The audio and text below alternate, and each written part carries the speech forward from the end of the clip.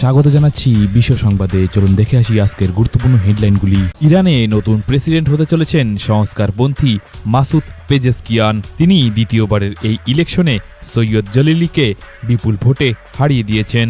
Masoud Pezeshkian তিনি ইরানের প্রাক্তন স্বাস্থ্যমন্ত্রী ছিলেন এবং পেশায় তিনি হার্ট সার্জন। ভারতীয় বংশোদ্ভূত ব্রিটিশ সাংসদ লিজা নন্দীকে সংস্কৃতি, মিডিয়া ও ক্রীড়া সচিব হিসাবে নিযুক্ত করলেন সেদেশের নতুন প্রধানমন্ত্রী কিয়ার স্টারমার।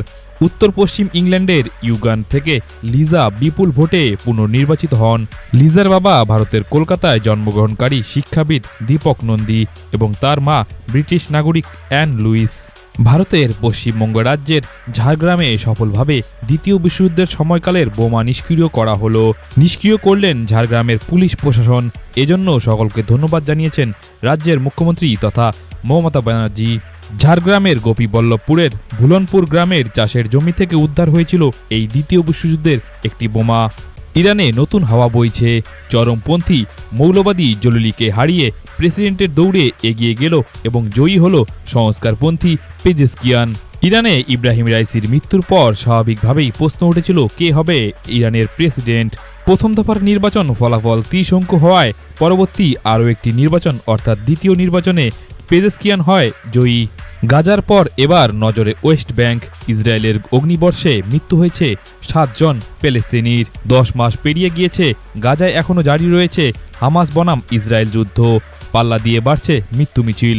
গাজার পাশাপাশি ইসরায়েলি ফৌজ তীব্র আক্রমণ হানাচ্ছে ওয়েস্ট ব্যাংকেও। শুক্রবার সেখানকার জেনিন শহরে ফের আঘাত হেনেছে ইসরায়েলের সেনাবাহিনী। এই হামলায় প্রাণ হারিয়েছে অন্তত 7 জন, এমনটাই দাবি করেছে প্যালেস্তাইনের স্বাস্থ্য মন্ত্রক। ঋষি সুনকের বিদায়ের মুহূর্তে নজর স্ত্রী অক্ষতার দিকে। এই পরিস্থিতিতে চরম ট্রোলের শিকার হলেন। কাশ্মীর ইস্যু নিয়ে পাল্টি খেলেন ব্রিটেনের নতুন প্রধানমন্ত্রী স্টারমার। ব্রিটিশ সরকার কাশ্মীর ইস্যুকে ভারত পাকিস্তানের দ্বিপাক্ষিক ইস্যু হিসাবে দেখলেও লেবার পার্টি 2019 সালে জেরেমি করবিনের নেতৃত্বে একটি জরুরি প্রস্তাবনা পাশ করিয়েছিল, যেখানে দাবি করা হয়েছিল আন্তর্জাতিক পর্যবেক্ষকদের যেন কাশ্মীরে ঢুকতে দেওয়া হয় এবং কাশ্মীরের মানুষদের নিজেদের সিদ্ধান্ত নিতে দেওয়া হয়। সেই সময় ভারত এই প্রস্তাবনার তীব্র নিন্দা ও বিরোধিতা করেছিল। তবে স্টারমার কিন্তু নতুন করে ভুল করতে চান না। তার নির্বাচনী ইস্তাহারেও ভারতের সঙ্গে এক নতুন সুসম্পর্ক গড়ে তোলার উল্লেখ রয়েছে। ক্ষমতায় এলে ভারতের সঙ্গে বাণিজ্য চুক্তিতে জোর দেওয়া হবে, এমনটাই জানিয়েছিলেন স্টারমার। সম্প্রতি বিভিন্ন জনসভা ও ব্রিটেনে বসবাসকারী ভারতীয়দের সঙ্গে সাক্ষাতেও হবু প্রধানমন্ত্রী বারবার উল্লেখ করেছেন যে কাশ্মীর সেটা ভারত ও পাকিস্তানের নিজস্ব ব্যাপার। সেই অভ্যন্তরীণ ব্যাপারটি ভারত ও পাকিস্তান পারস্পরিকভাবে তা মিটিয়ে নেবে। বিপজ্জনক তাপপ্রবাহ মার্কিন যুক্তরাষ্ট্রের বেশিরভাগ অংশকে জ্বালিয়ে দিচ্ছে। মার্কিন যুক্তরাষ্ট্রের দক্ষিণ পূর্ব এবং মধ্য আটলান্টিক অঞ্চলগুলিও উত্তপ্ত হচ্ছে। অত্যাচারী তাপ এবং আর্দ্রতা শনিবার পর্যন্ত স্থায়ী হবে বলে মনে করা হচ্ছে। জো বাইডেন ডেমোক্রেটিক গভর্নরদের বলেছিলেন যে তার আরও ঘুমের প্রয়োজন এবং রাত 8টার পর নির্ধারিত অনুষ্ঠানগুলি এড়াতে ইচ্ছুক হওয়ার পরে বিখ্যাত ডক্টর সঞ্জয় গুপ্তা মার্কিন রাষ্ট্রপতিকে একটি বিস্তৃত স্নায়ুবিক এবং জ্ঞানীয় পরীক্ষার মধ্যে দিয়ে যাওয়ার আহ্বান জানান। পাকিস্তানে দিন প্রতিদিন কিছু না কিছু ঘটেই চলেছে। এবার পাকিস্তানের শাহবাজ সরকারের 6 দিনের জন্য সোশ্যাল মিডিয়া চালানো নিষিদ্ধ করেছে। টুইটার অর্থাৎ এক্স হ্যান্ডেল 4 মাসের বেশি সময় ধরে ব্লক করার পরে পাকিস্তানের পাঞ্জাব প্রদেশের সরকার এখন সমস্ত সামাজিক media platform YouTube, WhatsApp, Facebook, Instagram এবং টিকটককে 13 থেকে 18 জুলাই পর্যন্ত 6 দিনের জন্য নিষিদ্ধ করতে প্রস্তুত রয়েছে। মূলত সরকার জানিয়েছে ইসলামিক মহরম মাসে ঘৃণাত্মক তথ্য নিয়ন্ত্রণ করার জন্য এই সিদ্ধান্ত নেওয়া হয়েছে। 400 পার করে ব্রিটেনে নতুন জয় পেয়েছে লেবার পার্টি। বিপর্যয়ে দুঃখিত ঋষি সুনক। নতুন প্রধানমন্ত্রী কিয়ার স্টারমারকে তিনি শুভেচ্ছা বার্তা জানিয়েছেন। লেবার পার্টি অর্থাৎ স্টারমারের দল পেয়েছে 412টি আসন। কনজারভেটিভ পার্টি অর্থাৎ ঋষি সুনকের দল পেয়েছে 121টি আসন। 10 ডাউনিং স্ট্রিটকে বিদায় দিল ঋষি সুনক। ব্রিটেনের মসনদে এবার স্টারমার। ভারতের প্রধানমন্ত্রী নরেন্দ্র মোদী এবারের নির্বাচনে 400 পারের কথা ছিল। আপকি বার 400 পার স্লোগান তুলেছিল ভারতের প্রধানমন্ত্রী নরেন্দ্র মোদী, কিন্তু এই 400 পার করে ফেলল লেবার পার্টির নেতা অর্থাৎ স্টারমার। আসুন বিনিময় প্রথায় ব্যবসা করি। পাকিস্তানের অদ্ভুত প্রস্তাব এবার পুতিনকে দিল শাহবাজ শরীফ। কাজাখস্তানের রাজধানী আস্তানায় সাংহাই কোঅপারেশন অর্গানাইজেশন অর্থাৎ এসিওর এই শীর্ষ সম্মেলনে আসর বসেছিল বৃহস্পতিবার। সেই আসনেই এই প্রস্তাব শুনে পুতিন পুরো দমে হাসে। বিশ্বের সবচেয়ে ব্যয়বহুল শহর চীনের হংকং এবং ভারতের সবচেয়ে সস্তা শহর কলকাতা। গৃহযুদ্ধে পড়ছে মায়ানমার, সংঘাতে জড়িয়েছে বার্মিজ সেনা তথা টাটমাদাও ও বিদ্রোহী আরাকান আর্মি। এখনও নেভেনি সংঘর্ষের আগুন।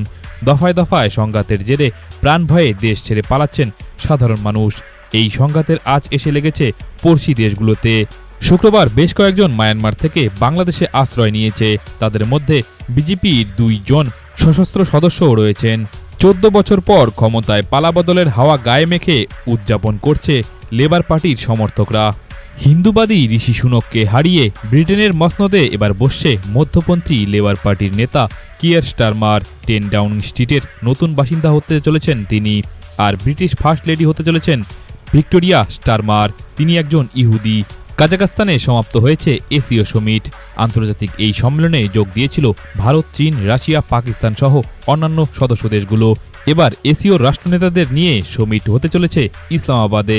বৃহস্পতিবার এমনটাই জানিয়েছে পাকিস্তানের বিদেশ মন্ত্রক।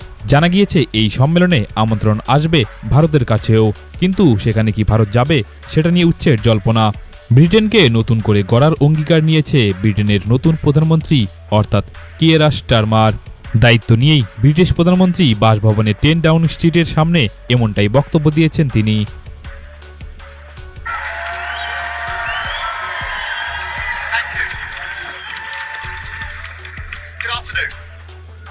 Returned from Buckingham Palace, where I accepted an invitation from His Majesty the King to form the next government of this great nation.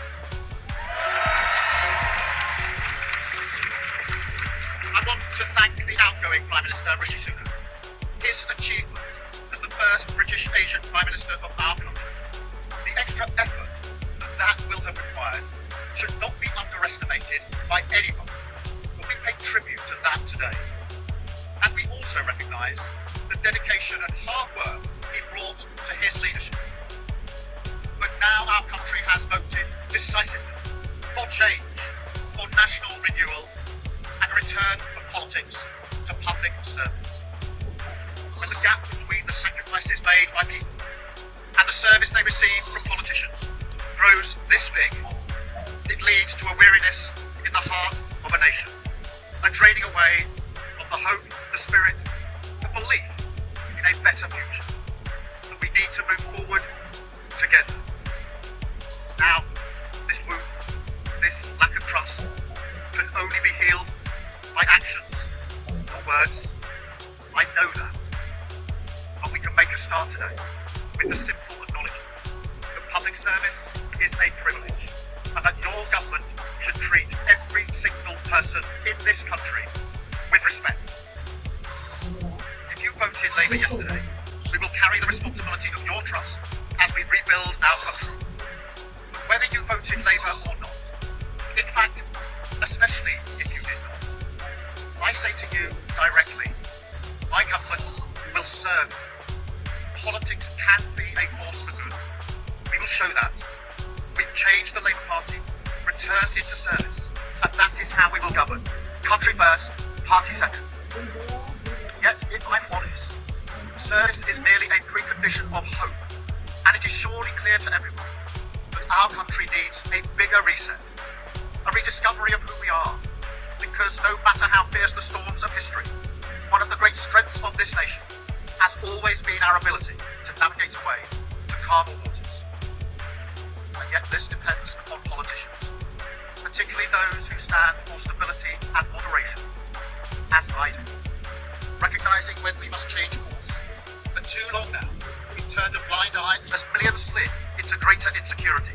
Nurses, builders, drivers, carers, people doing the right thing, working harder every day, recognised at moments like this before, yet as soon as the cameras stop rolling, their lives are ignored.